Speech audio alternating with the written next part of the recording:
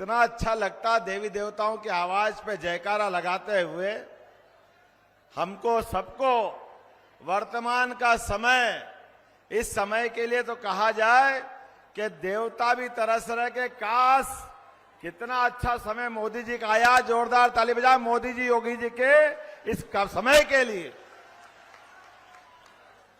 वर्तमान के दौर में अभी हम चुनाव की बेला में हैं, 3-4 दिन बाद वोट डलने वाले हैं और मैं जिसके सामने बोल रहा हूं ये यदुवंशियों की बड़ी संख्या मुझे मालूम है कि साथ यहां बैठी हुई है।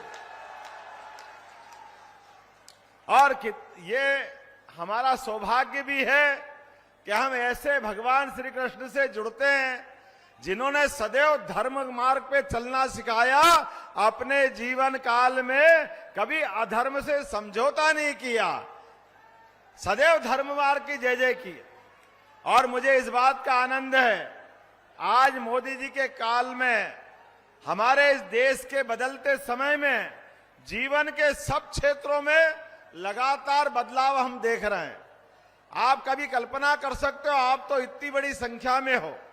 मेरी अपनी जिस जगह से मैं आता हूं उस विधानसभा में 500 यादव भी नहीं है, लेकिन उसके बावजूद भी आपके इस भाई को मौका देती है भारतीय जनता पार्टी और मुख्यमंत्री के पद तक पहुंचाती है। इसीलिए मैं आपसे भारतीय जनता पार्टी से जुड़ने की बात कहता हूं, क्योंकि ये खाली कहती नहीं है सबका साथ सबका विकास, ये करके बताती है। इसलिए इससे जुड़ने की बात कह रहा हूं। दुर्भाग्य से 12% से ज्यादा आबादी उत्तर प्रदेश की है और माननीय उनके पिताजी या बेटा जी इतनी बड़ी आबादी में कोई अपने में से एक बार किसी को मौका नहीं दिया। उनकी पार्टी 4-4 बार मुख्यमंत्री बनाती है लेकिन किसी यादव बंधु को मौका नहीं देती। इसका मतलब क्या हो गया? इसका मतलब हो गया उनका दायरा बहुत छोटा हो गया। अरे आनंद तो तब आए, उन्होंने कहा हमारे घर से बन गए, अब गिन्नौर से मुख्यमंत्री बना के बता देते तो मालूम पड़ता है क्या तकलीफ आती उनको। ये अजय भाई ने सही कहा है कि आए थे समाजवादी के साथ बनने के, लेकिन अब विदा करने का वास्तव में विदाई करना चाहिए। जोरदार ताली बजाओ इस बात के लिए। और सरकार में बनना सरल है और बन करके अगर सार्थकता नहीं हो जाए तो क्या फायदा?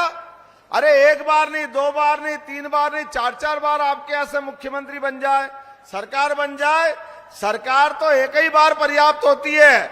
और बाबा जी ने जो दूसरी बार सरकार बनाई पूरे देश में उदाहरण बन गया उत्तर प्रदेश के। कहीं भी गुंडागिरी कर दो, लेकिन उत्तर प्रदेश में गुंडागिरी करी तो छोड़ने वाले नहीं है हमारे लिए। जोरदार अभिनंदन करो माननीय योगी जी के लिए। समय के साथ हम सब शपथ लेते हैं कि सरकार बनेगी, सभी जाति वर्ग धर्म से ऊपर उठ करके कानून और व्यवस्था की स्थिति बनाएंगे। ये केवल बोलने के नहीं बनाते, ये इन पे निभाने के लिए बनाते। उसी प्रकार से जैसे गरीब परिवार से निकल करके इस देश के प्रधानमंत्री श्रीमान नरेंद्र मोदी जी ने साबित कर दिया कि देश का प्रधानमंत्री कैसा होना चाहिए। जोरदार अभिनंदन करें श्रीमान नरेंद्र मोदी जी के लिए, जिनके कारण अपने देश में नहीं दुनिया के अंदर जहां कहीं भी 200 से ज्यादा देश है, लेकिन 200 से ज्यादा देश में हर एक कहीं बाहर के, यहां भारत तो छोड़ो, दुनिया के अंदर हर भारतवंशी का मान बढ़ाने का काम अगर किसी ने किया तो श्रीमान नरेंद्र मोदी जी ने किया है, जिनके माध्यम से हमारी सनातन संस्कृति गौरवान्वित हो रही।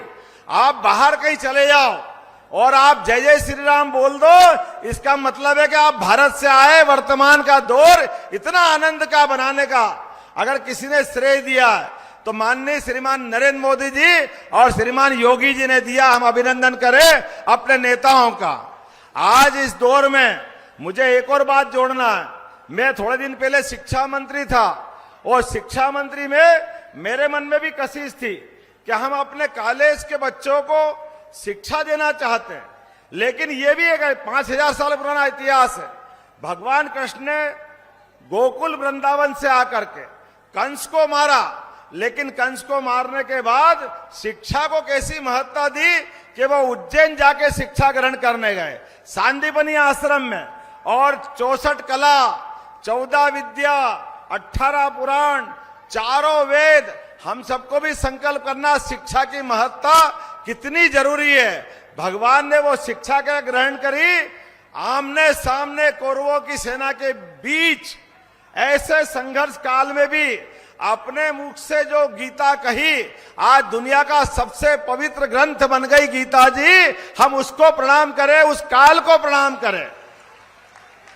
और हमारा सबका सौभाग्य है, अब कोई विदेशी आता है इस देश के अंदर तो सबसे पहले प्रधानमंत्री अब उनको कोई ताजमहल नहीं देते हैं, उनको अपनी कोई भेंट देना है तो हमारी गीता जी को भेंट करते, कितना आनंद आता हम सबको। हमारे अपने कुलवंश से निकले हुए ऐसे भगवान कृष्ण के मुखारविंद से ऐसे पवित्र ग्रंथ को, लेकिन पहले की सरकार शर्माती थी, बोलती नहीं थी, जैसे अभी के दौर में भी है। अरे यहां से भागे अमेठी रायबरेली से और केरल में जाके अटके, और केरल से वापस डर के मारे यहां आ रहे हैं। लेकिन आने और जाने में जिन जिन दल की दोनों की दोस्ती हो गई, दोनों की हिम्मत नहीं है। अरे हम तो कई फार्म भरने जाएं तो श्रद्धा के साथ कोई देव दर्शन कर लें, लेकिन ये कांग्रेस और समाजवादी के लोग ना तो मथुरा में नमस्कार भगवान को करने जा रहे हैं, ना राम जी के पास जा रहे हैं, तो इनको आशीर्वाद मिलेगा कहां से? कौन आशीर्वाद देगा इनको? ये केवल वोट लेने आएंगे, भगवान के ऊपर भरोसा नहीं है, श्रद्धा नहीं है, इतने बड़े वर्ग के अपमान कर रहे हैं। मैं तो बाबा जी के लिए धन्यवाद देना चाहूंगा, भगवान राम के मंदिर का आनंद आ गया। और अभी हमने सुना है, जैसे हमने बाबा महाकाल का, महालोक का आनंद कर दिया, बनारस का आनंद कर दिया। आपने कहा चुनाव के बाद की तैयारी है कि हम मथुरा में भी भगवान कृष्ण के आनंद करेंगे, ये इनका अपना संकल्प है। और मैं भी आपको बनाना चाहूंगा, जैसे ही मेरी सरकार बनी, हमने कहा मध्य प्रदेश में अयोध्या के बाद भगवान ने 11 साल चित्रकूट में गुजारे हैं, तो हम चित्रकूट में प्राधिकरण बना करके जहां जहां भगवान राम के चरण पड़े, जहां जहां भगवान कृष्ण के चरण पड़े, दोनों हर पूरे राज्य के अंदर हर स्थान को तीर्थ बनाएंगे। तीर्थ ये हमारी सरकार का निर्णय है, और हमारी सरकार ने निर्णय किया है शिक्षा के पाठ्यक्रम में भगवान कृष्ण के मुख से निकली हुई पवित्र गीता और भगवान कृष्ण के अलग अलग प्रसंग, भगवान राम के प्रसंग हम शिक्षा नीति में लाने वाले हैं। अरे हम भगवान राम और कृष्ण को शिक्षा नीति में नहीं लाएंगे तो किसको लाएंगे?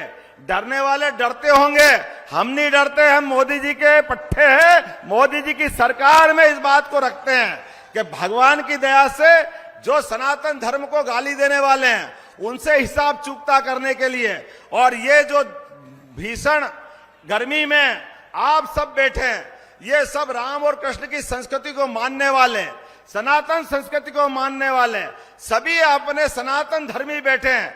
निश्चित रूप से हम और आप मिलकर के एक नया इतिहास बनाएंगे। आने वाले समय में 7 तारीख के दिन जब वोट डले तो आप याद करना, ये हमको गालियां दे रहे हैं, मर्जिया जो बोल रहे हैं, जो बोलना सब बोलने दो, सब सुनते रहना। आप याद कर लो शिशुपाल का घटनाक्रम, भगवान कृष्ण ने उनकी माताजी से कहा था, माताजी 100 तक गिनूंगा, 1 2 3 4 5, और जैसे 100 हुआ भगवान ने उंगली ऊपर करी, सुदर्शन चक्र आया और हिसाब चूकता कर दिया था। आप भी अपनी उंगली बचा के चलना, जितने लोग यहाँ बैठे हैं, आपके हाथ में भी 7 तारीख के दिन सुदर्शन चक्र आने वाला है।